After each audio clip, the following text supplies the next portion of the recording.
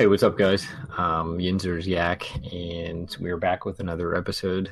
Missed last week due to some personal issues and stuff, but we will be back this week.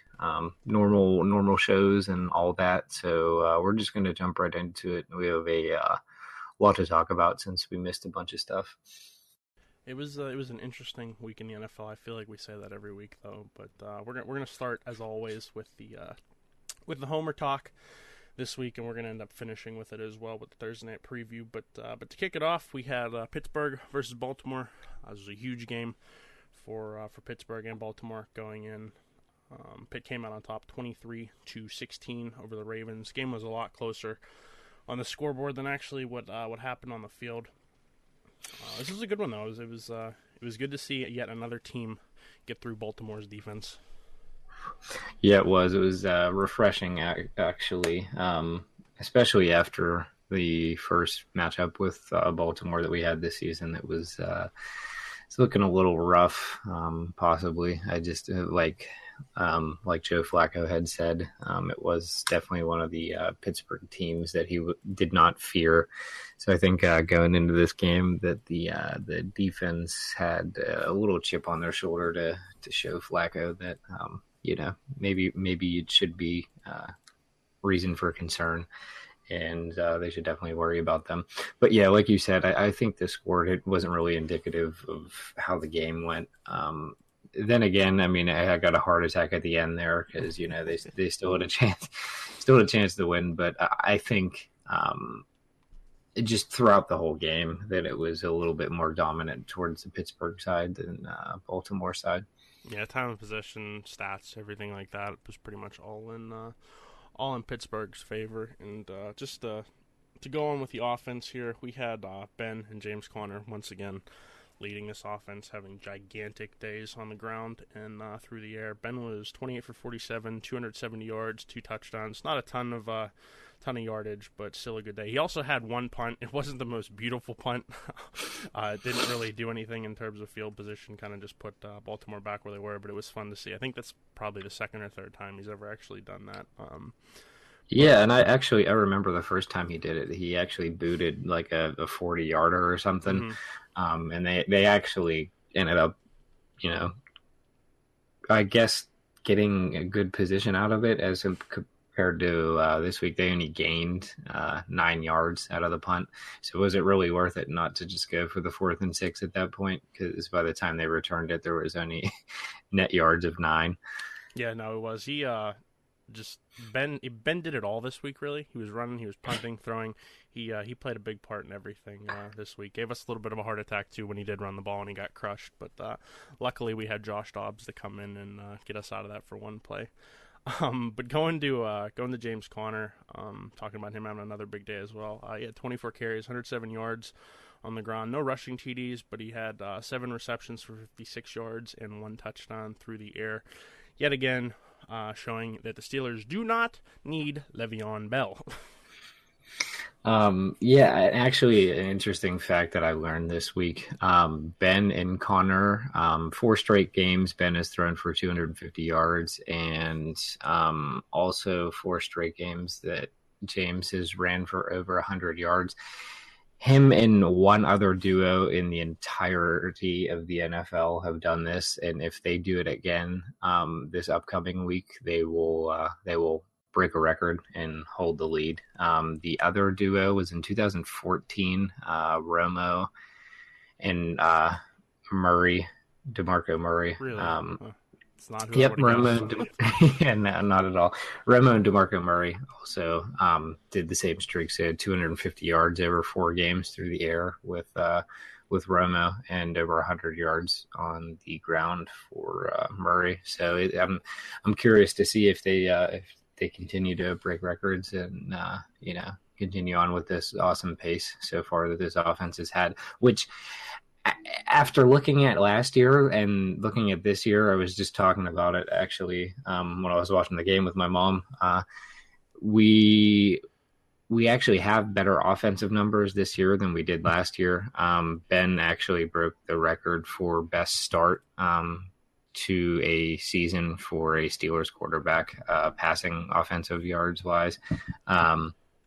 He needed 71 yards this week to beat his old previous record, and he beat it by a landslide. So the passing yards are off to a wonderful start, and Connor's beaten out Bell in basically everything so far this season. So I think that's something to keep an eye out on. But it just seems like after watching last year's offense and then watching this year's offense, that this year's offense is not as potent, but that's the complete opposite.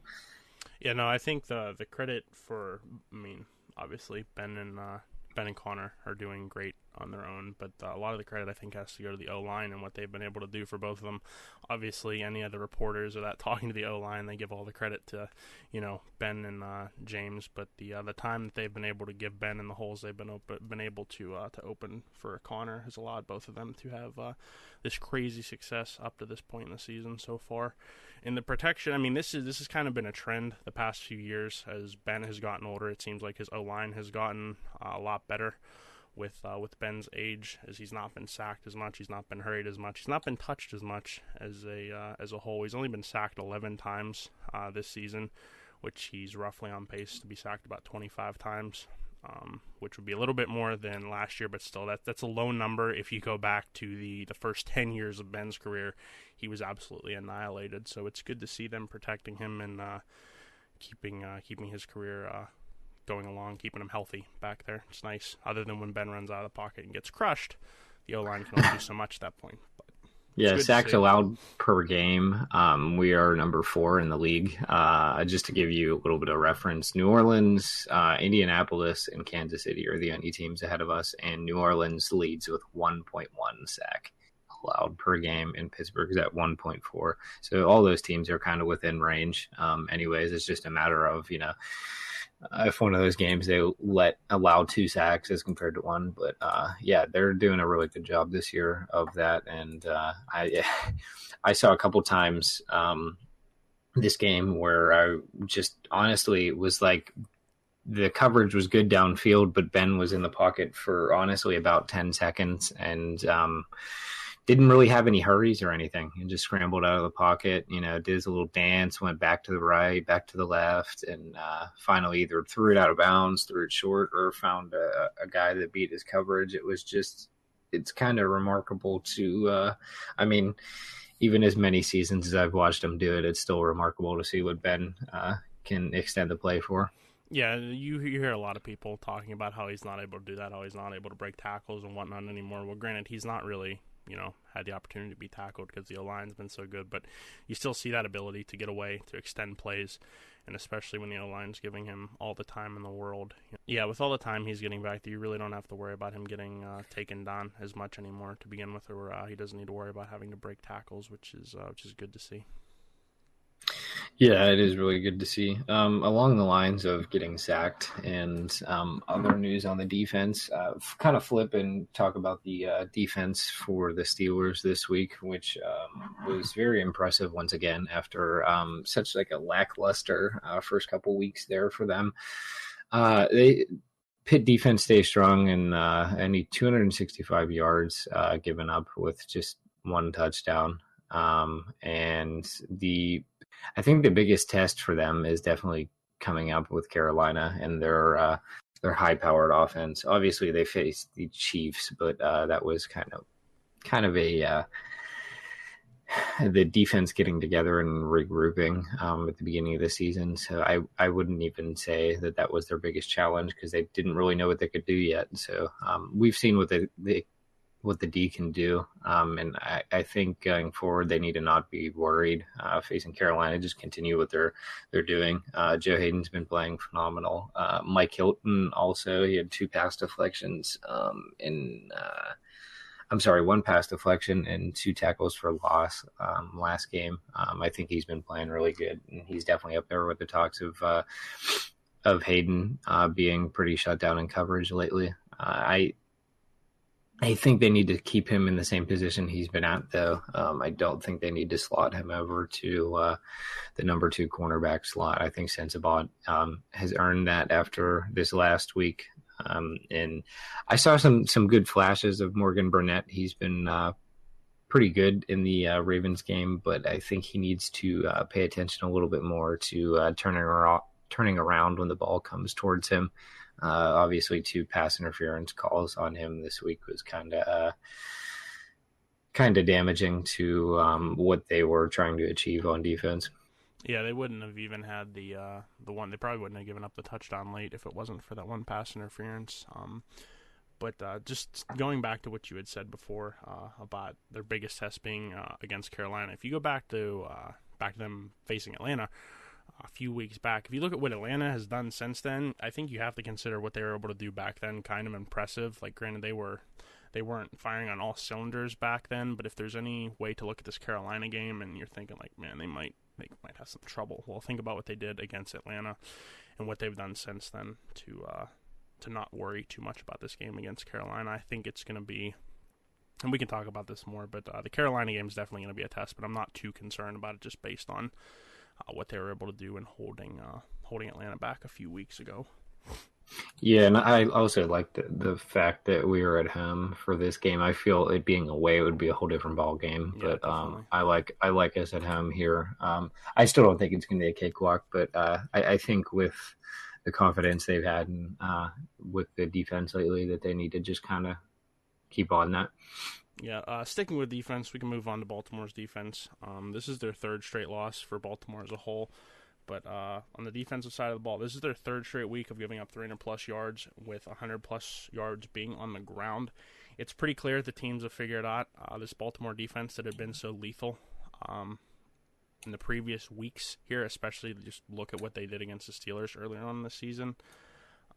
They really need to turn things around quick if Baltimore wants to have any chance, because teams are walking all over them recently here, and it's definitely something to worry about for them, especially when the offense isn't clicking like it was early on in the season as well.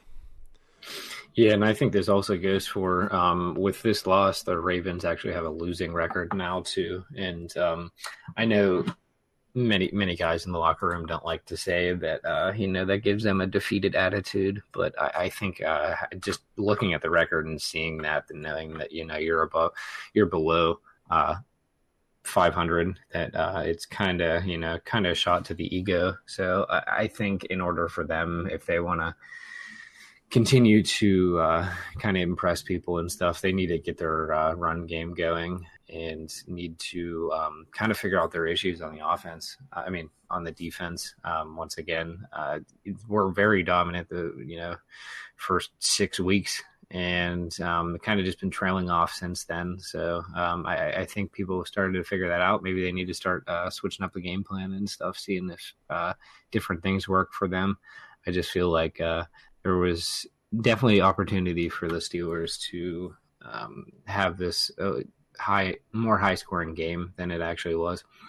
Yeah, no, definitely. They could have definitely tacked on some more points. I mean, Baltimore's defense did have some key stops. Don't get me wrong, but they were still shredded in comparison to earlier this season. And we talked about this a little bit. It may have been last week or the week before, but this defense of Baltimore is only going to take them so far, with the offense slowly tailing off week by week, and we're seeing it really catch up to them now in these past 3 weeks. I mean, they stuck in it with the Saints till the end. You could argue that Tucker basically lost them that game, but either way, the offense wasn't able to do enough in that game, and the defense wasn't able to make a stop when they needed to. So we'll see what they do here going forward. But it's good to see the Ravens with a 4-5 record. Yeah, most definitely. We talked about it a little bit earlier. I think everybody knows who listens knows your feelings about it, but Bell was actually pictured, somebody in LA Fitness in I think it was Bridgeville actually took a picture of him hooping and stuff, and I thought it was a little ironic because the caption to the photo itself was local rapper Le'Veon Bell spotted in LA Fitness in Bridgeville. and it's just kind of indicative of the whole attitude he's had towards the holdout as a whole. So I thought it was funny to see him in the gym as compared to maybe even just out on the street or anything, because he's just so worried about doing other stuff than being focused on football. Yeah, I feel like if, and I really believe that he's not going to come back. I think that like things have, believe it or not, somewhat I think died down in the talks the past few weeks. So he's like, "Ooh, I got to go show up in Pittsburgh," so they start talking about me again. I really feel like that's his attitude. Like as soon as things start to tone down just a little bit, he does something to get back into the news, and him coming to Pittsburgh was just that. I hope he holds that. I've said that for the past number of weeks. I hope he doesn't come back. I hope the Steelers just don't take him back. I hope he shows up and they tell him to pound salt and get lost. I really do. I just, I'll hammer it home again. I don't think that he is just going to benefit them in any way in that locker room. He is there to get paid. He is not there to win. He is not worried about the team. He is worried about himself. I understand that you want to make money, this, that, and the other thing, but right now the locker room in Pittsburgh is focused on winning a Super Bowl, winning this division, making history. Everybody in there is on the same page for what seems like the first time in a long time, and him just showing up out of the blue, I feel like is just going to throw everything off. I really, really believe that. And it's, at the end of the day, it's on the Steelers, the Rooneys, to make the decision to not bring him and his toxicity into that locker room. It's going to be interesting to see if they do that. I don't think that's going to be the case, but I really, really hope they do the right thing here. Yeah, I think just going forward, so it was big news. Mike Tomlin's comments on Le'Veon Bell this past week, about him. He needs volunteers, not hostages, and I think that was kind of perfectly put. He's just worried about people that are here, and also David DeCastro made the comment this week. Obviously, he's been very open and willing to speak on the Bell situation.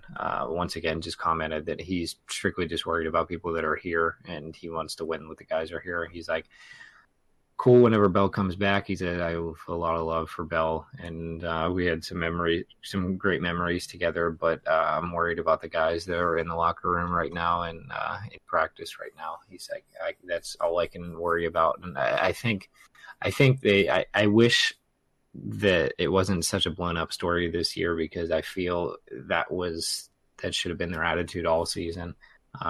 Can't control when he comes back or if he comes back. So I think they just need to continue focusing on the games going forward, and they've been doing a good job of it lately, keeping the noise from Bell or about Bell to a bare minimum. Yeah, and that's something that just, we always talk about. There's always drama with this team, and Mike Tomlin has seemed to suppress all of that this season better than times in past seasons. It was nice to hear him say that. It really was. I mean, if you're Le'Veon Bell and you hear that, like, I wouldn't want to come back. Like, those are like fighting words almost, Like, they want nothing to do with them. And I don't know if you've ever gotten a chance to listen to Ben Roethlisberger's show on the Fan. He's on every Tuesday morning. Every week they ask him the same question: have you heard from Le'Veon? And just every week you can hear it in his voice. He's just sick of talking about it. He wants nothing to do with it. James Conner is his running back. That is all he is worried about. He could care less if Le'Veon Bell shows up or not, because they're doing just fine without him. And I feel like whether everybody on that team wants to admit it or not, I think they all feel the same way. As a team, they're better with him, yes, but you have to look at it beyond that and what's going on in the locker room, like I've said before. Yeah, no, I totally agree. I think they just need to just worry about the team and the team that's there right now, and just continue chugging on forward. But I've been really impressed with how Tomlin has handled things after the couple controversies of the beginning of the season. I think he's definitely shut everything down. I think maybe he's even changed some policies and some standards, in the locker room, so that stuff like that isn't just getting openly portrayed to the media, and everybody just, being able to accumulate more bad juju, for, lack of a better word. I think he's done a really good job of what he needs to do in order to contain the locker room and contain the team to issues within the clubhouse stay within the clubhouse. Yeah, no, he definitely has. This year feels a lot different in terms of all the outside and inside noise than previous, which is good to see. I mean, a lot of people are saying it's too late to change things, but it seems like he has, which is a good thing to see. But we'll see. We'll be talking about Le'Veon Bell, I'm sure, at least one more time, probably the rest of the season. But he has till the 13th, which the day of this recording is 6 days away. If he doesn't show up by then, I believe then the tag is rescinded. If I'm not mistaken, either that or it. Yeah, it carries over. the tag is rescinded, and they have the ability to franchise tag him for next year. Which I really don't see them doing. Yeah, I don't see them doing either because the wacky formula behind the franchise tag would leave them with a $20 million franchise tag for next year. Yeah, there's no way they do that. There's absolutely no way. Not when, I mean, obviously, just one more thing about the defense here. There's obviously still things that need to be answered, whether they win a Super Bowl or not this season. You know, there's Yep. definitely improvements that could be made on defense with that money, and that's what I hope they do with it. Yeah, most definitely. I hope they improve there and stuff. It seems like that maybe they've slowed down a little bit with the pass rush and stuff too, especially because of how hot of a start. We were leading the league in sacks, and T.J. Watt was also tied with the league lead with his brother. But it seems like that slowed down a little bit. But I also think they've been trying to be a little bit more focused on giving the guys in the secondary some more help and allowing them to have better coverages and stuff. So I think going forward that they maybe in the offseason, since I don't see them bringing Bell back, either get a really good cornerback in free agency or a really fast outside linebacker who's able to help in coverage. Yeah, something they definitely need some more speed from a pass rusher. We'll see what they do though. Hopefully they do the right thing. One can only hope. Yes. So we are done talking about then for the day. Just gonna trail into league news here. I think this kind of caught everybody by surprise. Caught me by surprise. I didn't even know this guy going into last week. Yeah, I don't think many people did. Obviously, going into the 49ers in Oakland game, the starting job was given to Nick Mullins after C.J. Beathard was ruled out for the game. He was a second string backup just in case, but he was ruled out for the game and Nick Mullins started. Obviously, pretty commanding win for the 49ers, which isn't saying much. The Raiders continue to struggle, but I thought it was a nice positive little showcase for Nick Mullins, who's 16 for 23, 262 yards, and 3 touchdowns. No interceptions. I think that was also key in there, just because Beathard hasn't been the greatest with that, and they haven't been putting up wonderful numbers. And I think the 34-3 was a statement for the 49ers. Maybe gives them a little boost of confidence for this season. I don't think they need to put him in elite status yet. I'd like to see another week out of him, but it was a very impressive start for him, seeing that it was his first official start. He threw his first official pass this week. I think he did a pretty damn good job of it. Yeah, I don't think they need to be throwing money at him like they did Garoppolo. I liked Garoppolo as a quarterback. I still scratch my head to this point in time why they paid him like they did so soon. But no, it was good to see. I know we were really dumping on this game. We had a lot of jokes to say about it last week before during the preview of the Thursday night game. But like I said, the one thing that could come out of it is one of these young guys showing up, and that's exactly what Nick Mullins did. It was a nice thing to see. Granted, I don't think you can really take too much from it or get overexcited about it. They did beat Oakland, who is just absolutely falling apart. But I think as a team, it's a good thing for them. They don't have a ton to play for right now. I guess you could argue they're not completely out of the playoff picture, but I don't see anything really happening other than Nick maintaining that starting job until he proves that he can't. It was good to see. Regardless, it was a fun game. I caught a bit of it on my TV, so it was a fun game to watch. It's fun to see him do what he did. Yeah, I think that gives them a little hope too, because Beathard was not the greatest option for them.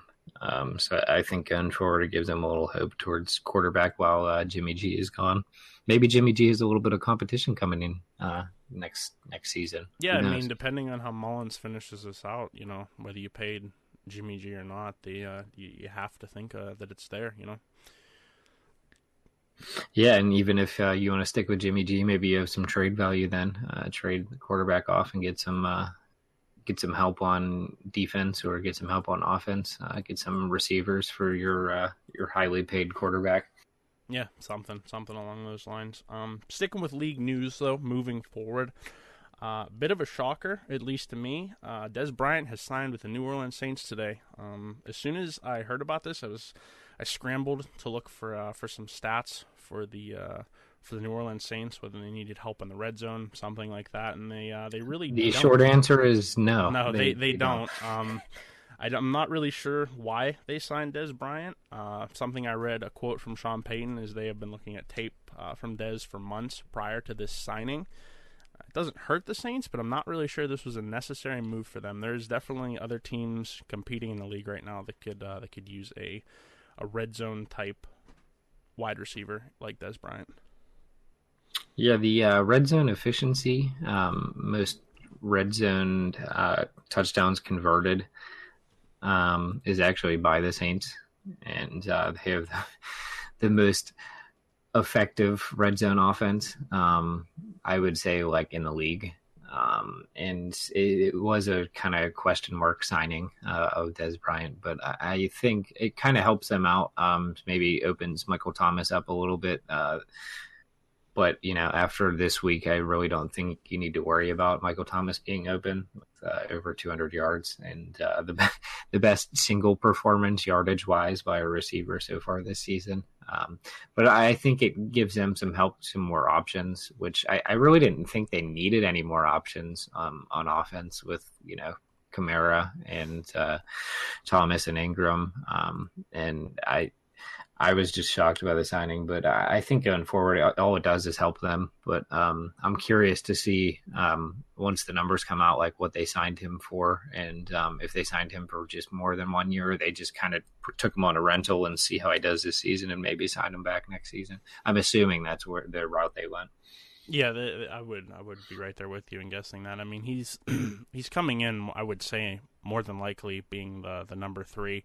If you want to say Kamara is the number two wide receiver, I'm just looking at stats. Obviously not on the depth chart. Ben Watson, I believe, is listed as their number two behind Michael Thomas. But they have an overload of options right now. That's for sure. It's gonna help to give them a different look. Like you said, it may open Michael Thomas up. Not that he really needs that to happen, but this definitely doesn't hurt them. It makes them more lethal all around. It gives them a different look. And I don't know. The league should be worried, I think, about this. Not that he's going to make a gigantic impact, but it's definitely going to help them. Yeah, most definitely. Speaking of gigantic impact, Amari Cooper, how'd you feel he fared for the Cowboys? I mean, he got one touchdown in his first game with them. I think he only had one in his first six this season with Oakland, but I feel like that was just going to happen. He's obviously going into Dallas as the number one receiver after being traded. He didn't have like a crazy stat type of game, only 5 receptions, 58 yards in the TD.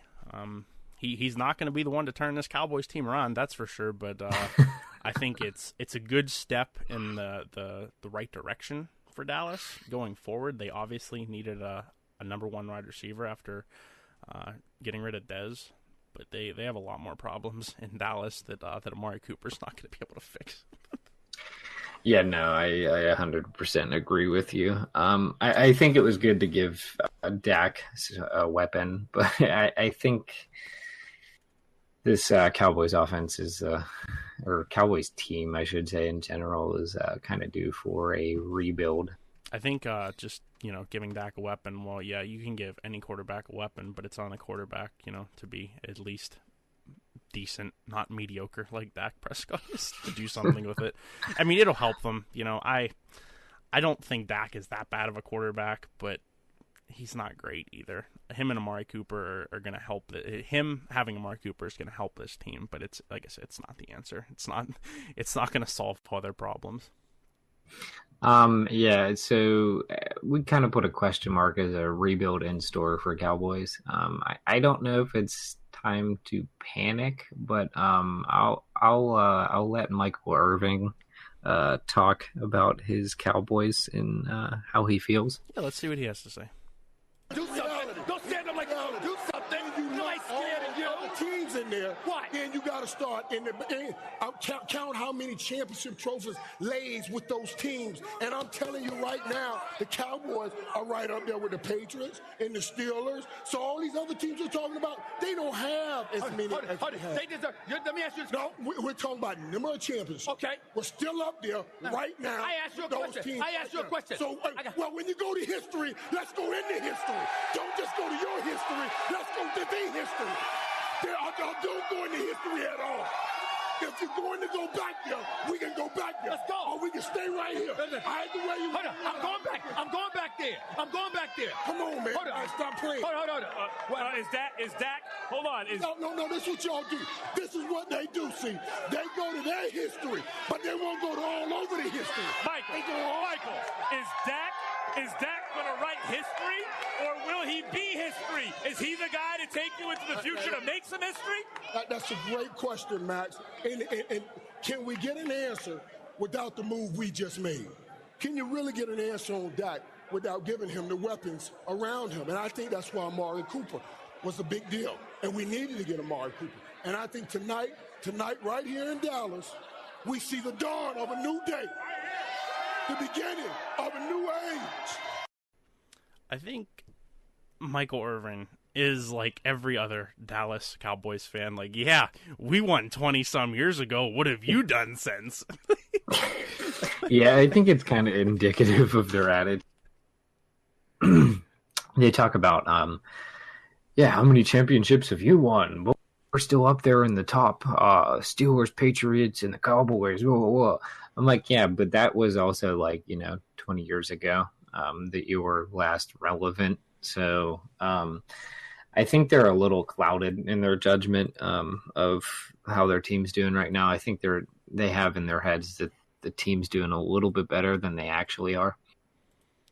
Yeah, I mean, that's, if you're a fan of a team, obviously you're going to believe in them, but you can't really, you have no traction. I think as a Cowboys fan, it's been nothing but failure for 20 plus years. You know what I mean? Good, be a fan, root for your team. Yeah, but they've done nothing to show that they are relevant or that they are going to be relevant. This signing of Amari Cooper, like I said, this is not going to turn them around in no way. It will help them. It is not the answer, though. That is for sure. No, it's definitely not the answer, but I feel like they just kind of need to come to the realization, and I don't know whether it's Jerry Jones or Coach Garrett. And speaking of him, sorry to cut you off. Why on earth is he still the coach there? If you want to start somewhere to rebuild, why on earth is he still the coach there after all this time and all this non-success, year after year after year? The last time they were good is when Tony Romo was starting. Okay, yeah. Sorry. Dak had one good year, but other than that. Well, and it also makes you think, because Romo was kind of driven out of the league by Dak being drafted and such and playing. Kind of makes you think. You think Garrett maybe kind of regrets that decision, driving Romo? I feel they would have definitely been able to win more with Romo as compared to Dak, and driving him out of the league. Obviously, you can't call him up and get him to play again. Just getting one good season out of Prescott. I don't know if he necessarily regrets it. I mean, if you want to look at it from a standpoint of business, they went with the cheaper, younger guy, but at the same time, it's almost like you should have stuck with the more experienced, expensive guy, at least for another year or so. Obviously, Tony was towards the end of his career, ton of injuries, just couldn't stay healthy towards the end there. But I agree that maybe if, he's still the starter in football shape right now, I think they may be a little bit better off.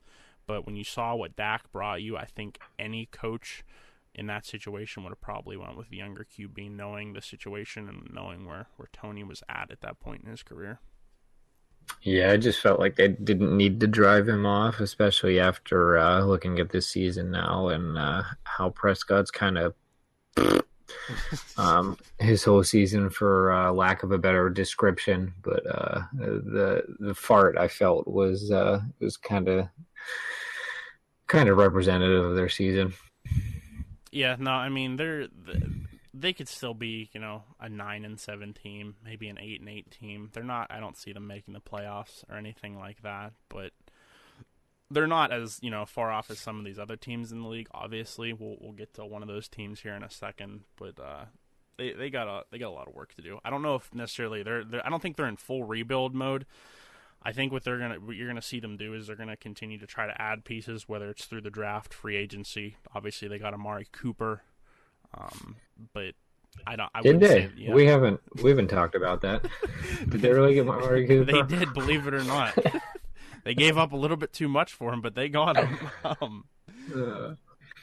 They're not in full rebuild, I don't think, just yet. They're right there. Like it could be another season and things get blown up, but I think they're gonna try to work on this team through some free agency acquisitions this off season.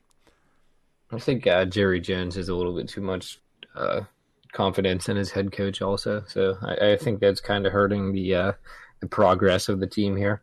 I don't see them, unless they 100% turn this around, I don't see this. I don't see Garrett being the coach next year. And if he is, then they're just, I don't even know what you say at that point. I think a change needs to be made. Yeah. Speaking of changes needing made, the Bills game this week. Wow, I wasn't watching it, but I was. Wow, that's about all you need to say. Wasn't watching it, but I saw the score down at the bottom on CBS. They do the little stat tracker, score tracker, or whatever you want to call it. I just kind of sat back and wow, and then I went back and watched, and wow, I mean, for lack of a better word, that's wow. 41-9. They were just kind of destroyed by the Bears. But I think the main thing that sticks out to me, the Bears had 190 total yards and beat them 41-9. I thought the Bills looked good at times during the season, but I think my mind's been a little changed after this game. Yeah, they've shown. I mean, we talk about them being sneaky. I mean, look how close the game against New England was going into the fourth quarter last week. Like, they had a chance to win that game despite not playing all that well. They just seem to be like that sneaky team. They've been that team for so long, but this is like just embarrassing. I mean, in the last 3 weeks, they've scored 20 points. I don't believe they had one. Yeah, Peterman had a rushing touchdown. That was the only touchdown they've had in the last 3 weeks was him rushing. He also threw 3 picks. I was gonna say he threw 3 picks this week, so you guys gotta perform for him. I mean, Peterman's only throwing 3 picks this week. You gotta help him out. Yeah, no, I mean they are. We talk about how bad Oakland is, and I mean they're bad, but the Bills sitting at 2-7 with 2 pretty surprising wins. I don't know. I think this team is kind of just given up. Like they know the situation they're in, and it's just like a team effort of just saying, fuck it, we're done. I mean, any team is going to always have faith in their quarterback, but what Nathan Peterman has done, throwing 1 touchdown and 7 picks this season, like nobody on that team can have confidence when he goes out there. Like they're just, what belief do you possibly have? Don't get me wrong, he did great things for Pitt. And I was hoping for great things in the NFL, and it has been a disaster. It has been the opposite. It has been an absolute disaster. Like, he is playing his way out of the league. There is no chance he is on a team next year. There's just no way. He's done. Like, you can't play like this no matter how bad the team is around you. You cannot put up these terrible numbers and expect to stay in the league, or you're going to expect to make anything of it. And you feel bad for guys like this because, like I said, he had a good college career. He did good for Pitt. But he has been put in a terrible situation in Buffalo, and he has not done anything to better his resume to make it seem like he deserves to be in the league. Just 2 interesting stats here for this game, too. The Bills managed to have more rushing yards than the Bears. still get blown out. They had 97 rush yards as compared to 64 to the Bears. Nathan Peterman attempted to throw the ball 49 times. Okay, if you hear that in the league, somebody that has 49 pass attempts, you're normally in the 300, sometimes 400 yard range. He managed to stick under 200 yards with 31 completed passes. That's insane ratio. I mean, you're averaging less than 10 yards a pass. I'd be curious to see the exact number on that. I could find that out real quick, but I'm just absolutely shocked. Like this team, wow, they put up better numbers. Granted, they only had 264 total yards. They had 22 total first downs, but I think the 3 interceptions is kind of what kills them there. Obviously, Chicago had 2 touchdowns on defense. What the heck does Nathan need to do to show the Bills that he needs to not start? I mean, it's rough because, everybody else that they put in there just seems to get hurt. It's like they just have to defer back to him, which is unfortunate. I haven't heard an update on Josh Allen, whether or not he's coming back anytime soon, but I don't even know who is behind Peterman at this point because Anderson is out. He was the last one in there. I mean, put a kicker in there. Put a running back in there. Somebody's got to be able to throw the ball better than him. I mean, I cannot recall seeing a worse performance throughout he started 2 games, played in 4. We'll just say through a 4-game span for a quarterback specifically, ever. This is another situation where, and I'm a believer, I understand, maybe it's controversial. I believe in what Colin Kaepernick stands for. I understand it. Why is he not playing in the league? Why on earth is Nathan Peterman playing and he is not? If you're just looking at it from a pure standpoint of talent, what on earth is Colin Kaepernick not doing in the league? Just as an example, there's obviously other quarterbacks out there, but it's mind-boggling. It is. I just think they need to find an answer at quarterback here and bring somebody else in. Peterman is not doing the job. No, I mean, I'd have to take a look at the free agent market, but I'm sure there is somebody else they could bring in. I mean, they brought Derek Anderson in. He, didn't do much, but he was better than Peterman. You're not wrong there. A quick update. I think we were doing the over/under on Terrell Pryor. I think over 300. He is currently sitting at 17. Yeah, 2 receptions for 17 yards. So he is on his way. We'll have to keep a running tally on that one. So he's 283 yards off of a 300 mark. So we'll see if he gets a quarterback. He might be able to surpass that there. Yeah, no, there's definitely a chance. Excuse me. Also, big news in the league. AJ Green's out for multiple weeks. They talked about his injury during the recaps and stuff. He has 2 weeks that he's going to be out, and then they're going to go take him back and get him reevaluated. So you think going forward that this affects the Bengals and their offense? I don't think so. I think, and we touched on this before, I think Tyler Boyd has proven himself as a solid number 2. He'd be a number 1 on a lot of teams at this juncture. I think they will be just fine without him. Also, you have Uzoma. I forget how exactly you say it, but they have him back there as well.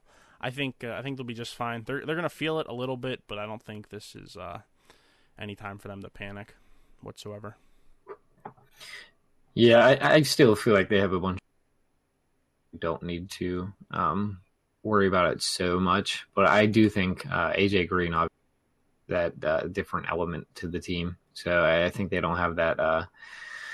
They don't have the big giant, tall receiver, deep threat that they have had all season, but they also get that back with Ross and Boyd with the speed there. So they still could possibly have a deep threat, just obviously not the tall receivers. But I think they definitely need to step up these next couple weeks to help out the offense, or else the Bengals can kiss their division hopes goodbye. Yeah, they just looking at a couple of things here. I think you're going to also see you'll probably see Joe Mixon possibly just go out wide a little bit more often without AJ Green out there. I mean, looking at the receiving stats, it's hard to say that actually the Bengals are going to be okay because everything has pretty much been split between Tyler Boyd and AJ Green. Obviously, not having Tyler Eifert out there is not really a good thing for the Bengals. You could argue he's right up there as the number one target with Green. We'll see. We'll see what they do. Like I said, I don't think it's going to hurt them too much, but it's going to affect them, just not majorly affect them. Yeah. No, I think you're totally right. We're going to trail into some of the games of the week. I think that just about wraps it up for the league news and anything significant happening in the league this week. The Atlanta and Washington game. Atlanta at 4-4, and Washington at 5-3 after this week. Atlanta in a commanding win, 38-14 over Washington. I think it's time for praise. Julio Jones finally caught a touchdown. Yes, spot that. It only took 9 weeks. He's still second in receiving yards in the league behind Thielen, which he honestly could have topped him. Thielen only had 22 yards this week. Obviously broke his consecutive 100-yard game streak. But I think going forward, now that he's caught a touchdown, we can look to see for him to catch. I'm going to say a bold prediction. I'm going to say 2 touchdowns in the next game here. Oh, man. We'll see about that. I'm going to go with 1, but we shall see. Yeah, this Atlanta team, man, this is a big win over a Washington team that I still really hasn't. I don't think they've really figured things out yet. Still sitting at 5-3. They're not, by any means out of it, or they shouldn't really be worried. But yeah, I think Atlanta's figured it out. They started off rough, really rough. They lost the last game that they lost was to the Steelers a couple weeks back, and since then they have been on quite a tear. I believe I said back then that they were going to win out. And looking at what they've done, I think they could definitely still do that. They were underperforming, and I think they all knew that. And something was probably said in the locker room, and it woke everybody the hell up. There is just too much talent on this Atlanta team to be performing with the way they were going into what was that week 4? It was they've definitely turned it around. Yeah, no, and I think they definitely got a fire up under their ass and kind of just motivated to do something. Their defense is obviously still a little bit lacking with lingering issue. My God, I can't talk. Lingering issues in the injuries department and stuff. So I think they still need to be cautious of that. Their defense isn't, optimal as to like what they're used to and stuff. With Atlanta usually having a pretty good defense, and but I think they're going forward. They had 491 total yard offense this week.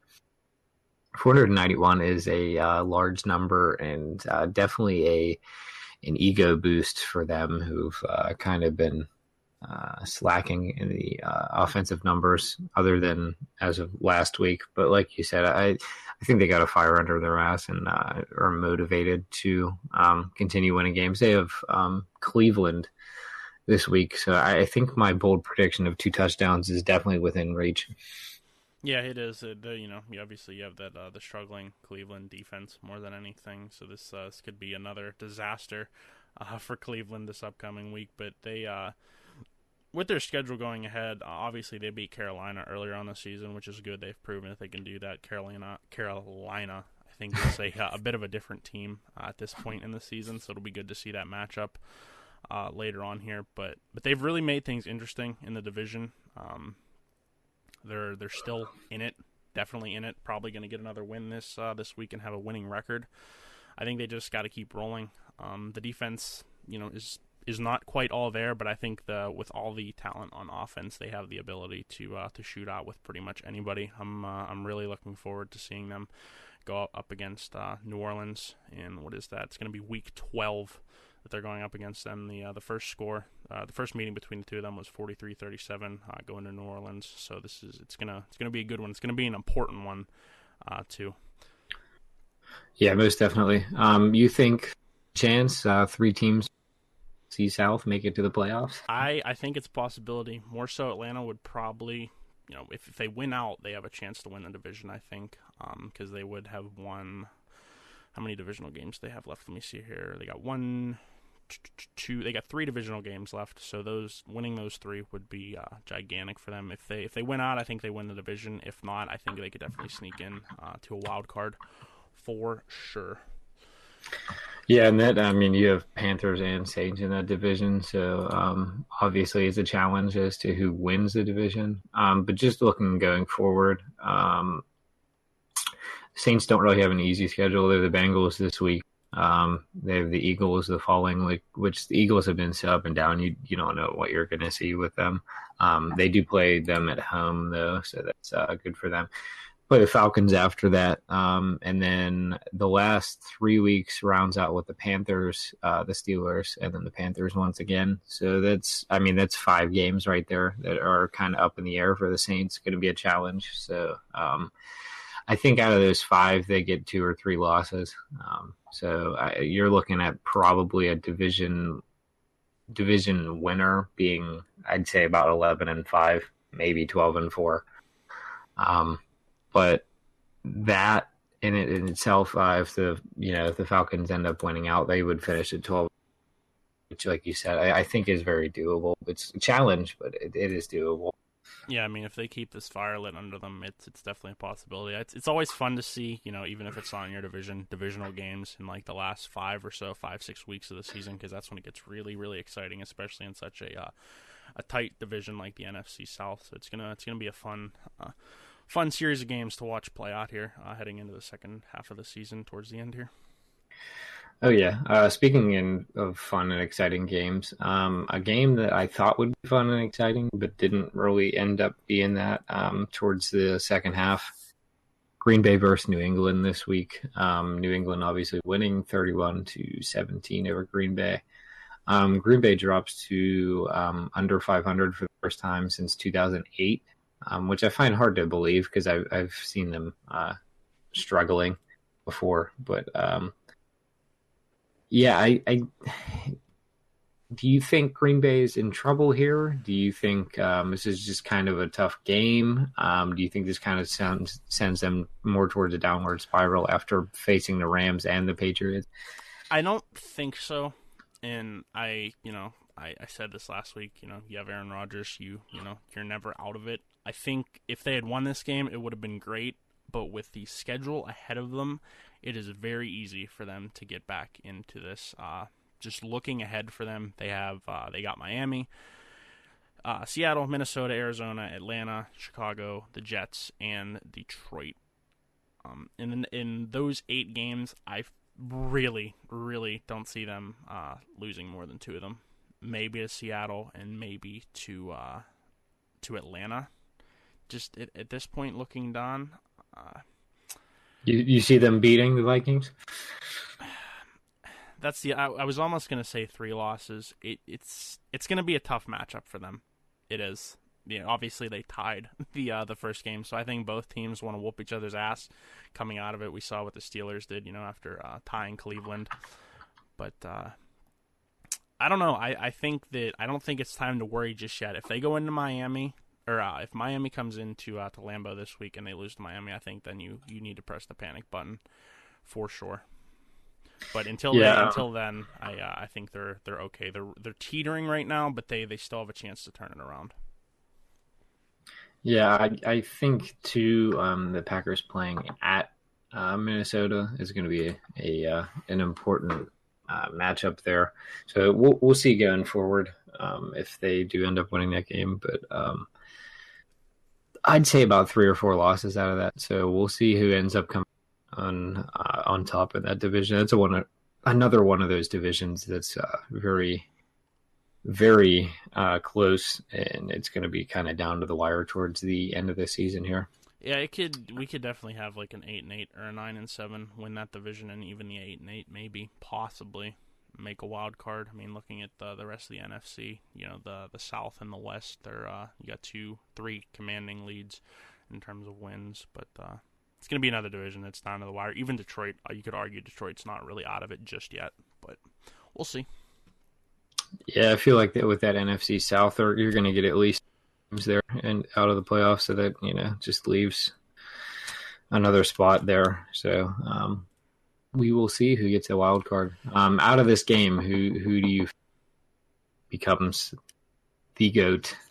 I mean, you can't, I don't even think an argument is there for Aaron Rodgers yet. Like, what he's done is great, but you compare his numbers to Tom Brady. I mean, I don't think there's really any argument at the end of the day, and he showed the dominance once again. I hate Tom Brady, I hate the Patriots, but I'll give credit where it's due. He is arguably the greatest quarterback, if not NFL player of all time, with what he has done. Yeah, I think it's really there's no question to it. I think honestly, I think Breeze is closer to Brady than Aaron Rodgers is. Yeah, no, I would have to agree with you there. I think maybe hot take from us, but I think Breeze is definitely closer to Brady than Rodgers. I just feel Rodgers hasn't accomplished enough yet. Even though he does wonderful things, he is a really great quarterback. But I just think Brady puts up better numbers, has achieved much more than Rodgers has. I think too. I think Rodgers. You could argue Rodgers has had a better surrounding cast for multiple years and done nothing with it. Where Tom has had a bunch of nobodies, so to say, and he has won Super Bowls with them. Like that, I mean, that's carrying a team, and that's what Tom has been able to do. And I don't think Aaron Rodgers has shown the ability to do that. He's carried them and won them games, but he hasn't won when it's mattered. Yeah, no, I think you're definitely right. I also think too, neither quarterback has really had a top 5 running back ever. So I think that also, kind of stands for the argument of how important is running backs in the league, truly. Yeah.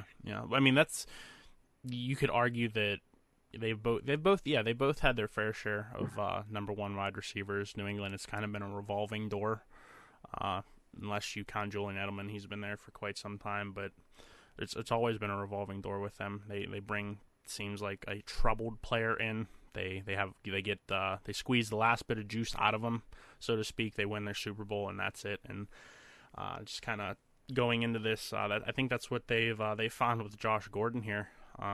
He is in his 4th week with the Patriots, and he has finally broken out. He had 5 receptions this game for 130 yards and a touchdown.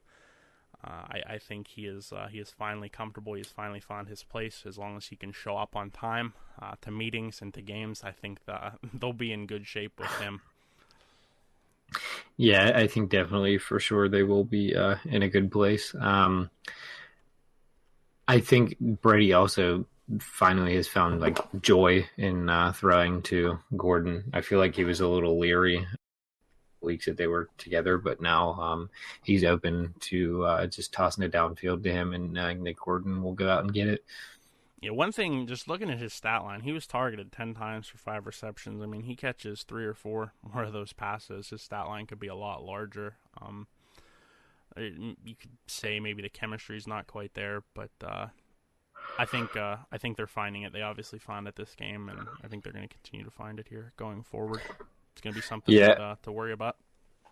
I think, too, with those, he had 10 targets, but I do remember watching it. 3 or 4 of them were just high balls, and somebody just getting a hand on it and stuff. So I don't really think there's anything to do with Brady or him. Brady just tossed it up, hoping that Gordon would be able to get the hand down there first, but just didn't happen. So I think going forward, the success continues for them, and we shall see how his stat line decides to turn out. But I think things are definitely turning around for him in New England. Yeah, definitely. He's just got to keep a straight head on him, and he could have a nice little, and you could argue end to his career up there. A couple good years, depending on how long Tom sticks around or how long he sticks around. Oh yeah, most definitely. Moving on to the last game we're going to touch on. Obviously, we didn't have picks this week, so we're just kind of jumping around. The final game of the week, New Orleans versus L.A. New Orleans came out on top of this one, 45-35. What we have found out is that the Rams are human; they can be defeated, and this was quite the game to watch. What did you think about this one? Other than the Saints and Vikings last week, I think this was one of the most exciting games this season. It was just back and forth, back and forth, back and forth, and obviously just the Rams couldn't do what they needed to do at the end there. I think just the Saints are a better team overall over the Rams. The Rams are human, and my God, did Marcus Peters get beat this week.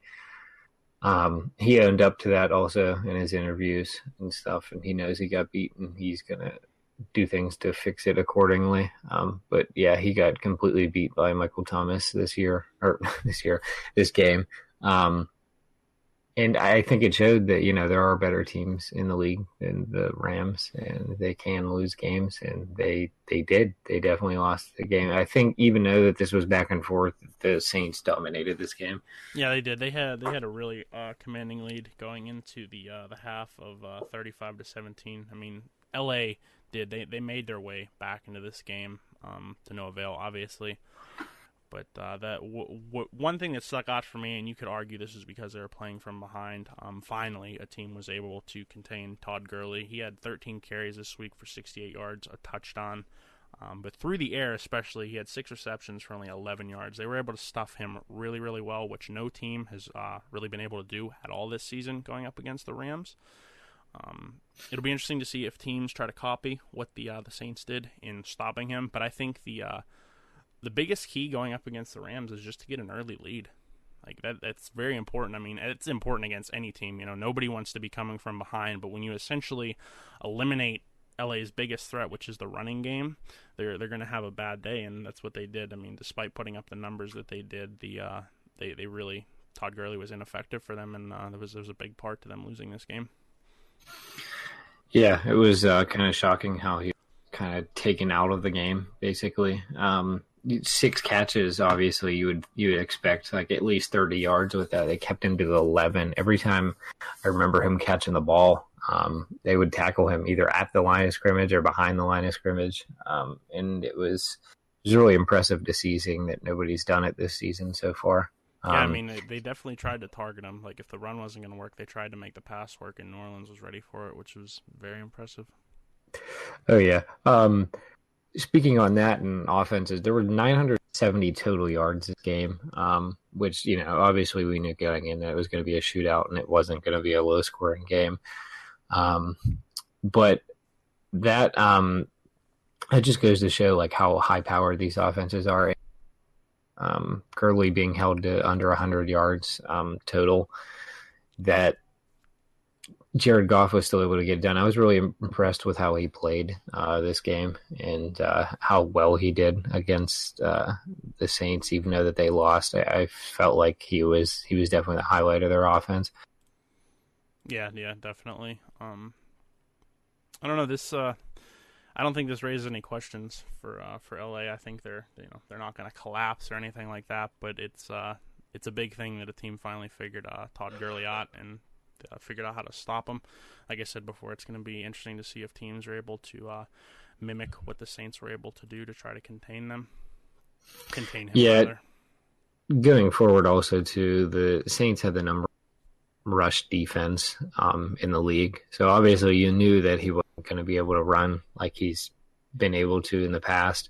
But them keeping him under 100 yards is huge. So I think the main takeaway from this is you need to have a high-powered team to beat the Rams. You score more points than them, and if you get an early lead, you can kind of just hold on to that. Obviously, the Saints only scored 10 points in the second half after going up 35-17 at the half. I think they were comfortable with where they were and just kind of scored when they needed to kind of secure the win. Yeah, it will be interesting. It's always interesting when, a team like this, a team that we thought had a chance to, go 16-0 potentially gets beat. It's going to be interesting to see the kind of response they come out with this upcoming week. Most definitely. We're going to go off into the Thursday night preview segment of Yinzers Yak. A little bit more Homer talk. Yeah, we're getting a double dose of Homer talk this week. All right, I'll kick it off here. We touched on this a little bit in the recap of the Baltimore game, but going into this Thursday night matchup, this is, you could argue, one of the better ones. this season in terms of Thursday night primetime matchups. Didn't get that out We're like I wanted we're to. not we're not just homers too. It actually is on paper matchup. Yes. Like I said, we touched on this a little bit. This is definitely going to be the biggest test, I think, for Pittsburgh's defense going into this. With Carolina being a run-heavy team with Cam Newton and Christian McCaffrey, it's going to be real interesting to see if I believe the Steelers are the number 5 run defense in the league. It's going to be interesting to see if they can contain them. Pittsburgh always seems to struggle, especially against mobile quarterbacks. It's you always cringe and worry about it, and at least from a Steeler fan standpoint, when they go up against a mobile quarterback like that. So if they're able to stop and contain Cam and Christian, it could be a good night for Pittsburgh. It'll be interesting to see if the Panthers come out with a different type of attack, possibly through the air, to mix things up a little bit to throw the Steelers defense off. I think too, even though the Panthers are kind of centered around the run, because they know the lacking part of our defense is the secondary and the pass defense. I think this game maybe Cam attempts to pass it a little bit more than he normally would, knowing that that's more our weakness as compared to trying to run the ball and stuff. So I expect a bunch of little short dump-off passes to McCaffrey and also some screen passes and stuff. Obviously, like you said, we always struggle against mobile quarterbacks and stuff. We kind of struggled getting to Joe Flacco this past week with him scrambling like away from the pocket and stuff, and still couldn't get him, and he was able to get it off. So I hope they kind of fix those issues and manage to bring Cam down. Obviously, he's one of those bigger quarterbacks, hard to bring down, but I think we can do it. And I think the key to it is kind of just shutting down McCaffrey. So Cam has to go through the air and stuff, and they obviously don't have elite top tier options through the air. Greg Olsen, I would say, is probably their best through the air, and he's their tight end, which we always seem to have. Yeah, we always seem to have trouble against the tight ends that are like elite in the league, like Kelsey, Olsen, Ertz, Gronk, all those. So curious to see how they kind of box him out of the picture. Yeah, this is, I'm not going to lie, I completely forgot about the tight end situation with them. But it is going to be interesting to see what they are able to do if they're able to contain Olsen and McCaffrey. Carolina is going to throw a lot at the Steelers. It's going to be a lot for them to handle, a lot of different looks, especially if they decide to go more pass-heavy than run. I think that could potentially spell some trouble for the Steelers. But if they're able to come out of this one, I think a good day for the Steelers is 25 points and maybe giving up 300 yards. Like I would come away from that and feel okay as long as you've won the game. I think that's containing this high-powered offense of Carolina, even though they really don't have a passing game. Yeah, and I feel like we're not going to see a bunch of success for Connor through the ground this game, just because of I would argue Panthers have one of the top front seven in the league. Their linebacking core is pretty wonderful, and their whole D line is does what they need to do at all times. So I looked for Ben to be scrambling a little bit more, and Connor to not be able to find the holes that he normally has these past couple weeks. I'd be shocked if they didn't try and use Connor through the air more than they did in the ground this game.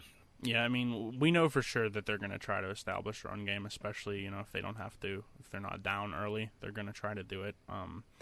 One thing's for sure, though, if they are able to establish a run game and Connor has another big day, we can just once again say that the Steelers do not need Le'Veon Bell, and I hope we get to say that. But it's gonna be a good matchup. My final score for this one, I think this could flip flop either way. Obviously, I'm gonna pick the homer out of this. I have Pitt winning 34-30 over Carolina. Like I said, this one could be easily flipped the other direction. If the Steelers lose this game, especially if they lose it close, I don't think it's anything to worry about. Obviously, a win would be huge in continuing to stay atop this division, but it wouldn't shock me if they just barely get beaten this one. This is going to be a damn tough matchup for the Steelers. Yeah, no, I definitely agree. I feel that this could kind of go either way, but I feel the advantage towards Pittsburgh because they're at home and their momentum lately. Pittsburgh leads this series all time, five wins and one loss to Carolina, and they're 3-0 at home. This series was first started in 1996.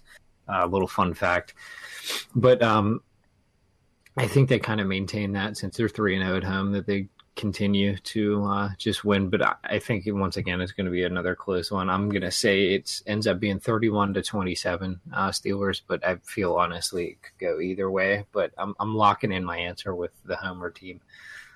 Yeah, no, this I don't. This is one of those games where I wouldn't be upset if they lost, even if it was in close fashion. I think anybody, a blowout's a little bit easier to take than a close game, but if they lose this one, I don't think it's going to hurt too bad. They're going up against a really, really good team in the Panthers.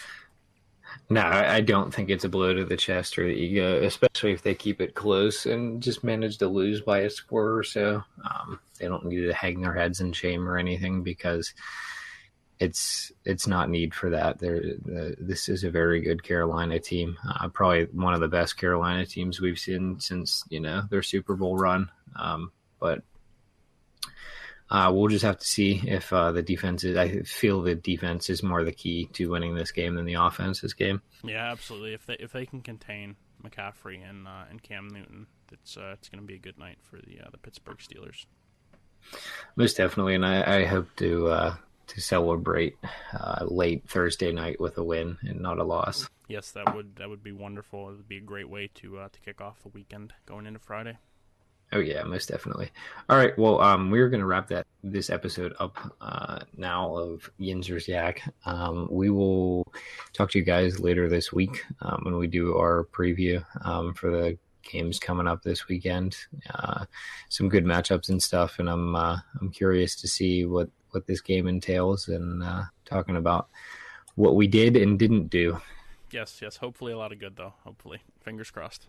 Yeah, fingers crossed. We're knocking all the good stuff. So we will just talk to you guys later. All right, guys. Thank you for listening to us, Yak. We will catch you later this week. Enjoy the Thursday night matchup. All right, see you.